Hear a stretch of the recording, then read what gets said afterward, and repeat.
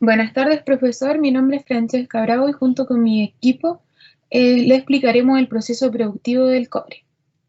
El proceso productivo del cobre primero pasa por la etapa de extracción, donde se fractura el macizo rocoso para extraer los minerales, que viene siendo nuestra principal materia prima, mediante el uso de explosivos. Luego este material es transportado a los trancadores para disminuir su tamaño, de los fragmentos de roca mineralizados a un diámetro de media pulgada. Pasa por chancadores, el producto del chancador primario es pasado por un chancador secundario, donde se vuelve a triturar y posterior a un chancador terciario. Esta materia, ya procesada, pasa por la etapa de molienda, para demoler el material proveniente de la etapa anterior. En el molino de barras, estas barras caen y se mueven libremente dentro del equipo. Moliendo así los fragmentos de roca, el mineral molido es llevado a la segunda etapa de molienda.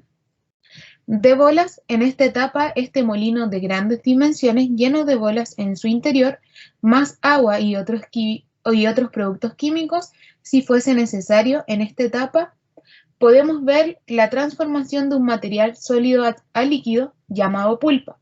Esta pulpa es pasada a un ciclón clasificador. En él interactúan las partículas y el fluido por sedimentación. Luego, esta pulpa concentrada es pasada por las celdas de flotación. Buenas tardes, profesor. Mi nombre es Kimberly Hernández y le voy a hablar acerca de la celda de flotación, que es un procedimiento que permite concentrar el cobre de la pulpa del material mineralizado en la celda de flotación y se hace burbujas de oxígeno desde el fondo, de manera que las partículas de cobre que están en la pulpa se adhieran a las burbujas de aire y así suben con ellas acumulándose en una espuma que rebasa hacia las canaletas que bordean las celdas y que llevan al proceso de decantación o también llamado espesador.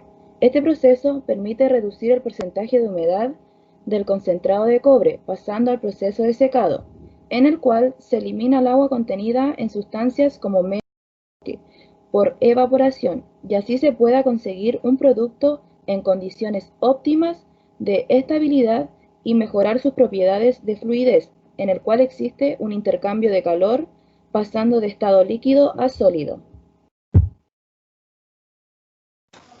Hola, buenas tardes. Yo soy Ricardo Flores y yo le presentaré las etapas de fundición, convertidor, moldeo de ánodos y electrorefinación. El objetivo principal de la etapa de fundición es separar la concentración de cobre de otros minerales e impurezas. Para esto, el concentrado de cobre se funde en hornos reverderos donde se obtiene una escoria o eje que contiene un 45% a 48% de cobre. El eje o mata, también llamado, es llevado a un horno convertidor, donde se separa el azufre y el fierro obteniendo el metal blanco, que contiene un 75% de cobre. El metal blanco es llevado a un proceso de conversión desde que se obtiene el cobre blister, que contiene un 95% de cobre. Finalmente, el metal blanco, es llevado al proceso de pirorefinación, donde se obtiene un cobre de anódico que contiene un 96,6% a un 96,7% de cobre, para que su fase final de la materia cambie a sólido.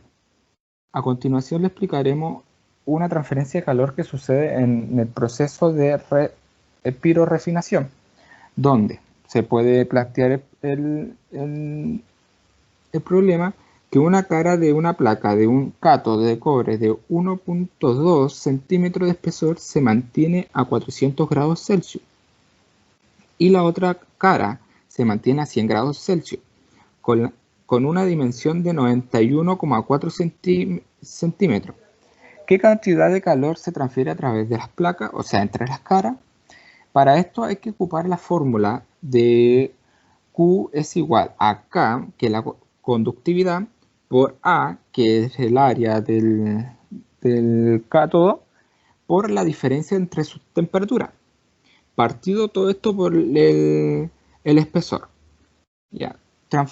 Pasamos como dato que el espesor es 1.2 centímetros, pero la fórmula requiere que todos los datos pasen a metros, lo cual pasaría que el centímetro pasaría a metro, obteniendo que sería 0,012 metros. La temperatura de salida sería de 400 grados centígrados. La temperatura de inicio sería de 100 grados Celsius y la conductividad sería del cobre, la cual se establece que sería 386.000 watts partido por metros Celsius. Y para finalmente llegar al área que sería 0,85 metros cuadrados. Finalmente reemplazamos la fórmula ya dada, lo cual se obtiene que como potencia final o transferencia de calor final sería 8.057,75 kilowatts, lo cual hay que hacer una acotación que como hay una energía de salida, este valor tendría que ser negativo. Eso sería todo. Muchas gracias por su atención.